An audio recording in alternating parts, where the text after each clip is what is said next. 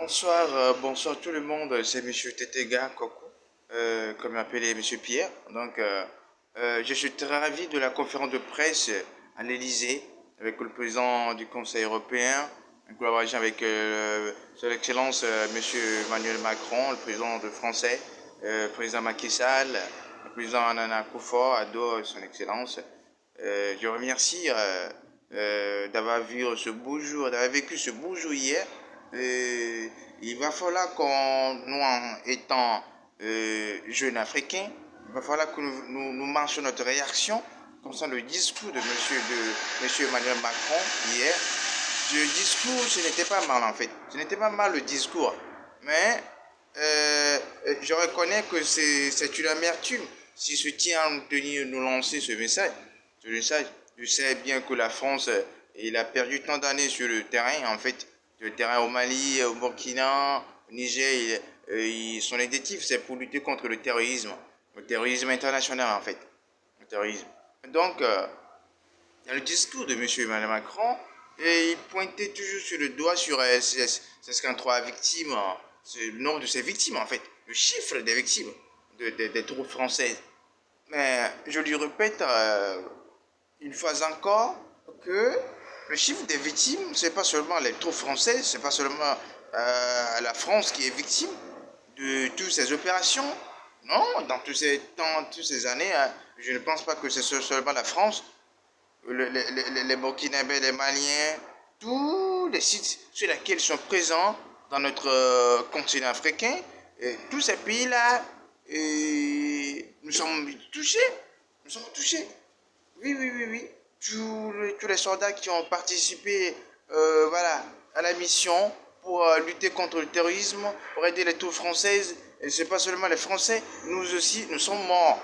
Et il y a tellement, le nombre de morts n'est pas à compter. Le nombre de morts n'est pas à compter. La France même, je pense qu'ils savent ça. Sur les officiers, les hauts officiers qui sont sur le terrain, je pense qu'ils, dans de bons langages, s'ils ont de bons cœurs, ils vont dévoiler tous ces gens de vérité. Le terrorisme, ce n'est pas seulement l'Afrique, c'est un phénomène international. Et voilà. Et si vous êtes présent ici, c'est pour de l'hégémonie en fait. C'est pour de l'hégémonie. C'est pour de l'hégémonie en fait. Vous voyez, je sais bien que on est à la fois d'abord des humains. Et donc, toujours en mission, il y a des échecs, il y a des résultats positifs, mais 7 ans sans réponse. Et vous imaginez si un État se sacrifie en fait, et voilà, s'il y a un engagement pour venir s'installer sur un territoire, pour assurer la sécurité du pays, et puis tous les jours, il y a le nombre de morts augmente, s'amplifie, et vous êtes sûr qu'en fait ce pays-là va bien collaborer avec vous? Non, non, non, il ne peut pas bien collaborer avec vous. Donc, de là, déjà, il y a déjà un problème là-bas. Il y a déjà un problème là-bas. Et je ne pense pas que M. Emmanuel Macron doit toujours pointer sur le nombre de victimes. Non.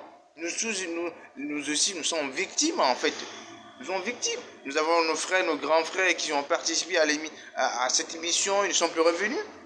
Ils sont beaucoup même plus que les Français. C'est ça.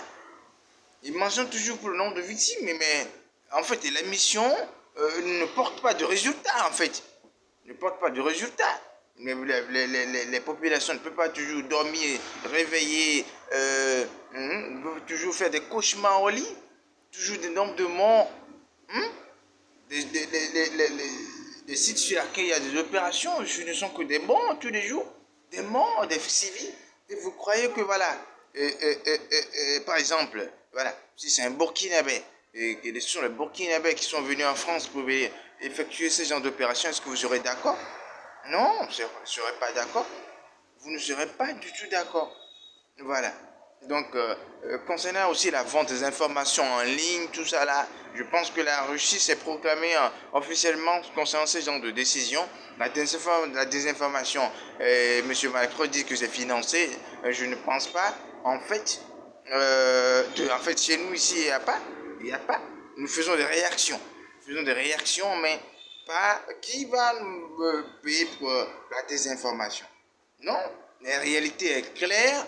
Je ne pense pas qu'on peut aller désinformer. Je ne pense pas.